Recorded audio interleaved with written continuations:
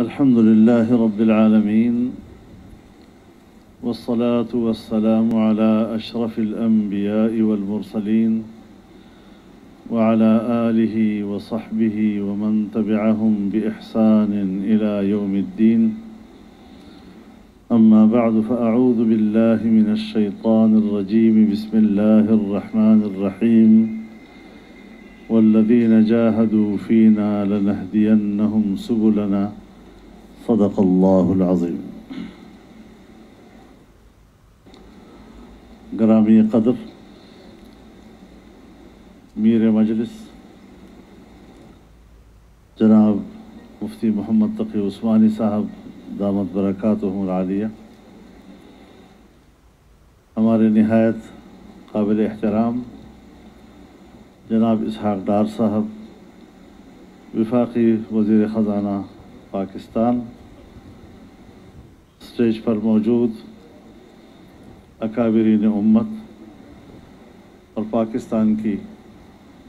Business community کے انتہائی محترم اور ذمہ دار شرکاء،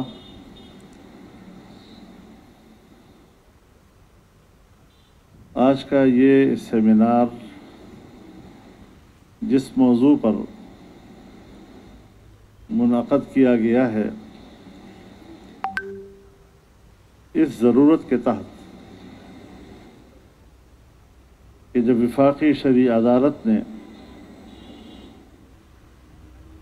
سود کے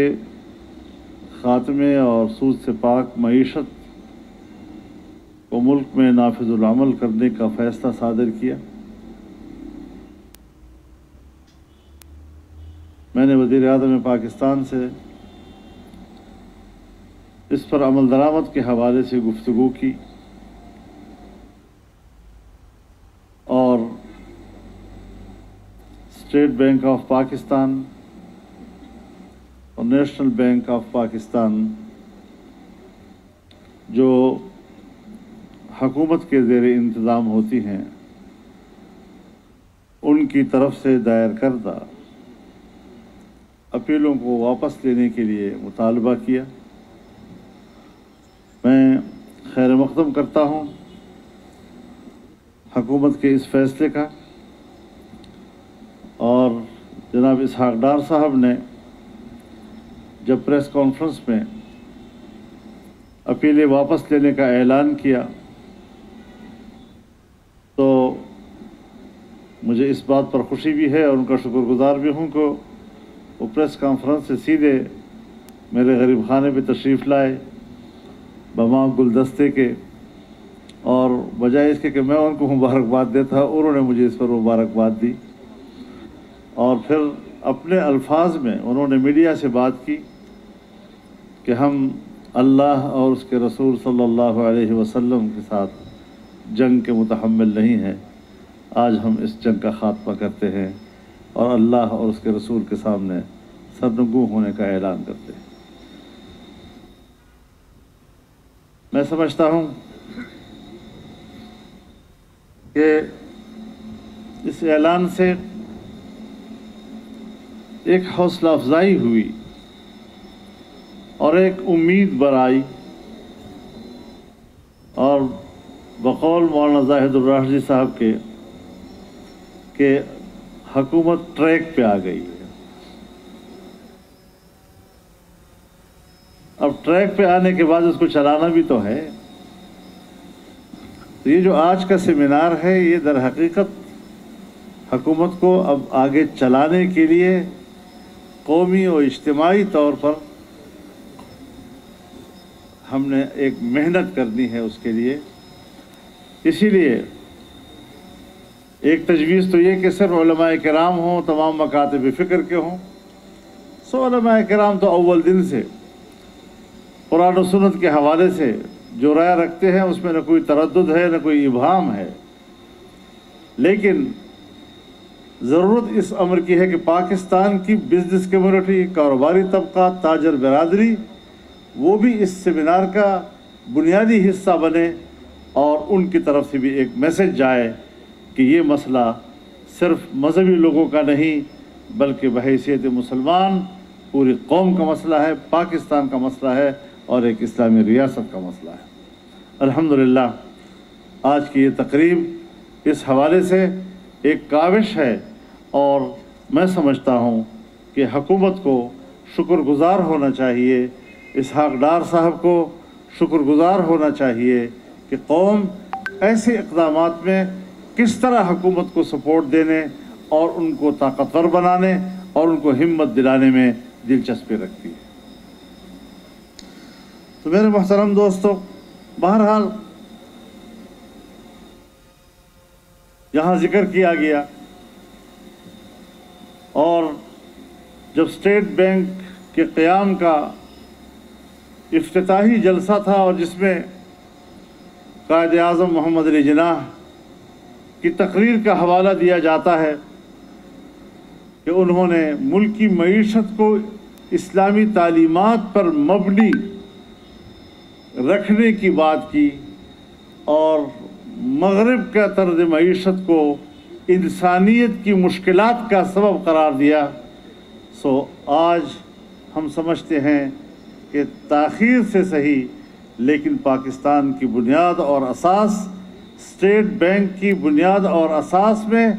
इन अकाबरीन की जो आरा हैं, हमें कुरान और सुन्नत की रोशनी में भी और बानी पाकिस्तान की फ़िक्र की रोशनी में भी इस तरफ मुअस्सर इक़दामात के लिए हमें आगे बढ़ना होगा। तो इस हवाले से हमारे मुल्क में मुश्किल ये है कि जब हम हुकूमत में आते हैं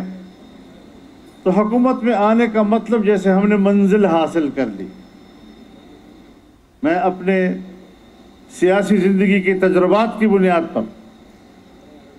बड़े शरह सदर के साथ ये बात कहना चाहता हूँ कि पार्लिमानी सियासत में इक़्तिदार में आना मंजिल नहीं है, ये भी मंजिल की तरफ आगे बढ़ने का एक हिस्सा हुआ करता है। हुकूमत में आप आए, अब इस वक्त का जो आपका हुकूमती असर रसूख है और वो वसाइल हैं, आप किस कदर अपने मकसद की तरफ आगे बढ़ने के लिए उसको इस्तेमाल कर सकते हैं। फिर जाहिर है कुछ पता नहीं अगली हुकूमत किसकी आती है, वो क्या तब्दीलियाँ लाती हैं, लेकिन कुछ पॉलिसियाँ जब आप मुअस्सर अंदाज के साथ नाफिज करते हैं वो जगह पकड़ती हैं और आइंदा हुकूमतें भी उनको तसलसल देने पर मजबूर होती हैं। हालांकि हमने देखा कितने बड़े बड़े प्रोजेक्ट्स, कितने अहम कवानीन, लेकिन एक ऐसी गवर्नमेंट आती है कि जिसके नज़दीक उन पॉलिसियों का, उन कानून साजियों की कोई अहमियत नहीं होती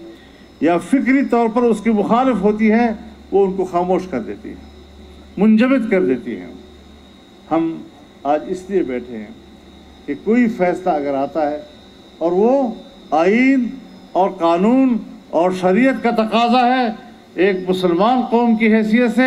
हमारे एतक़ादात का तकाज़ा है, वो जुमूद और इंजमात का शिकार ना हो। उसे हमने तसल्सल देना है, उसे हमने आगे बढ़ाना है। मैं तो समझता हूँ कि हमारा आईन इस हवाले से बड़ा वाज़ेह है। एक पार्टी, एक फ़र्द हो सकता है अगर वो कहे कि अवाम की हाकिमियत, वो भला अपनी बात करे, लेकिन मेरी रियासत क्या कहती है?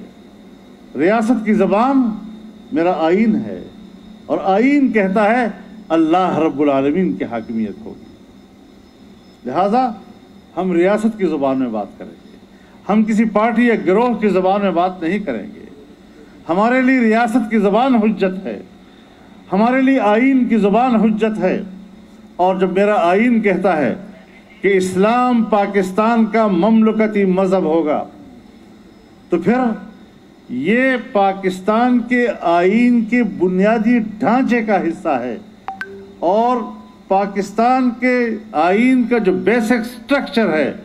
अगर उसका एक पिलर भी गिरता है तो पूरा आईन गिर जाता है और आप असरनौ एक आईन साज असम्बली बनाने पर मजबूर होंगे ताकि वो नए सिरे से पाकिस्तान का आईन बनाए जाए। हम इस हद तक इसको अहमियत देते हैं। پھر ہمارا آئین کہتا ہے کہ قرآن و سنت کے منافی کوئی قانون نہیں بنے گا، اور یہ کہ تمام قوانین قرآن و سنت کے تابع ہوں گے۔ سو فائنینشل بل جب ہر سال ہم پاس کرتے ہیں، سن 73 کے آئین کے بن جانے کے بعد سارے آئین ہمارے سود پر مبنی ہوتے ہیں، سارے بجٹ سود پہ مبنی ہوتے ہیں،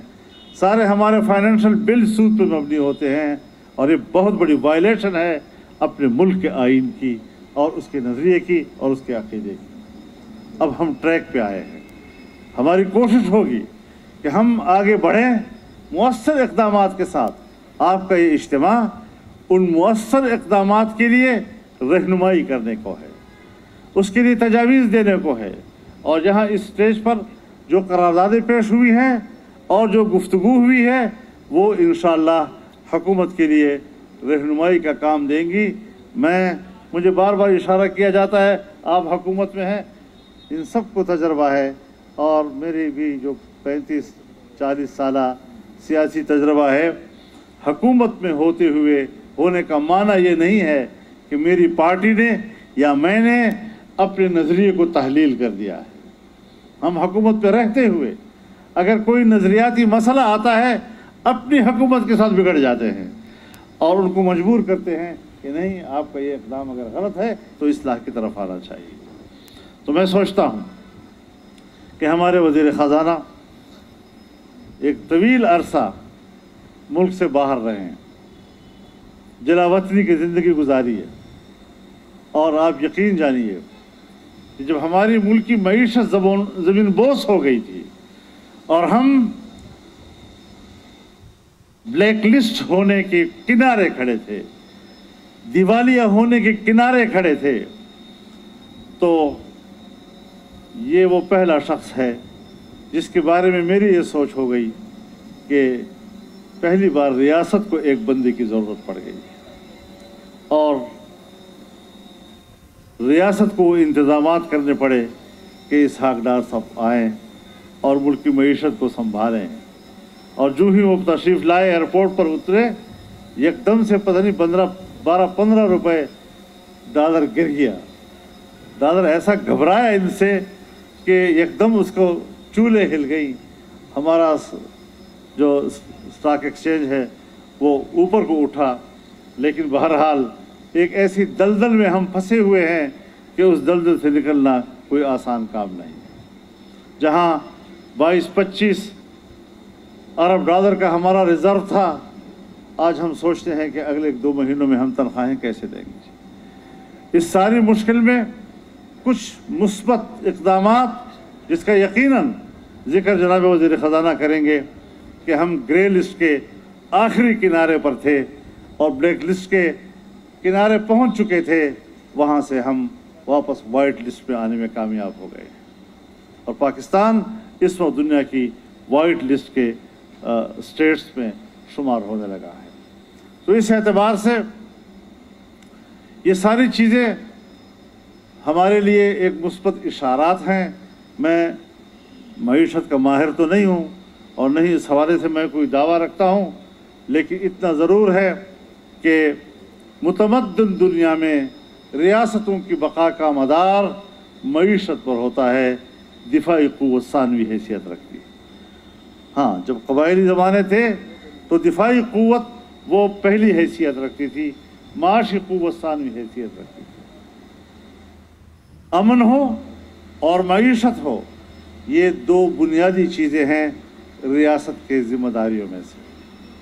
قرآن کریم نے مملکتی اور ریاستی زندگی میں 2 ہی باتوں کا ذکر کیا ہے، ایک امن اور ایک معیشت۔ وَإِذْ قَالَ إِبْرَاهِيمُ رَبِّ اجْعَلْ هَذَا بَلَدًا آمِنًا وَارْزُقْ أَهْلَهُ مِنَ الثَّمَرَاتِ مَنْ آمَنَ مِنْهُمْ بِاللَّهِ وَالْيَوْمِ الْآخِرِ ضَرَبَ اللَّهُ مَثَلًا قَرْيَةً كَانَتْ آمِنَةً مُطْمَئِنَّةً يَأْتِيهَا رِزْقُهَا رَغَدًا مِنْ كُلِّ مَكَانٍ فَكَفَرَتْ بِأَنْعُمِ اللَّهِ فَأَذَاقَهَا اللَّهُ لِبَاسَ الْجُوعِ وَالْخَوْفِ بِمَا كَانُوا يَصْنَعُونَ۔ جب آبادیوں نے اللہ کی نعمتوں کا کفران کیا تو پھر اللہ تعالیٰ نے ان کو दो मुसीबतों में मुब्तला कर दिया, खौफ और बदअमनी और भूख और इफलास में। आज हम इन्हीं दो चीज़ों से गुजर रहे हैं। हमने अपने मुस्तक़बिल को संवारना है, इंसानी हुकूक का तहफ़्फ़ुज़, अमन व आशती और खुशहाल मईशत, ये दो हमारे गोल्स हैं जिसे हमने अचीव करना है और इसके लिए हमने आगे बढ़ना है। मैं मौलाना मुफ्ती मोहम्मद तक़ी साहब को खिराज तहसीन पेश करता हूँ कि इस हवाले से उन्होंने कायदाना किरदार अदा किया और मैं एक तवील ज़माने से इनके साथ वाबस्ता हूँ। जब सरकार के माहौल में हमें कोई सूद से पाक मईशत नहीं मिल रही थी और हमारे बैंकों का निज़ाम सूद से अटा हुआ था, तो आप ही ने प्राइवेट सेक्टर में इस्लामी बैंकारी का आगाज़ किया था। और ये कि हम सरकार पर क्यों इन्हिसार करें, हम एक प्राइवेट सेक्टर में भी तो एक ऐसा निज़ाम पब्लिक को दे सकते हैं कि जहाँ लोग पैसा रखें, कर्ज़े लें और कर्ज़े वापस करें और बग़ैर सूद के करें और बग़ैर सूद के साथ लोगों के साथ कारोबार करें। तो ये एक अच्छी काविश थी जो आज एक नई स्टेज पर पहुंची है और इससे आगे हमने अब इसको बढ़ाना है। अल्लाह ताला हमें इसकी तौफ़ीक़ अता फ़रमाए और अल्लाह ताला हमें इसमें कामयाबी नसीब फ़रमाए। व आख़िर दावाना अनिल हम्दुलिल्लाहि रब्बिल आलमीन।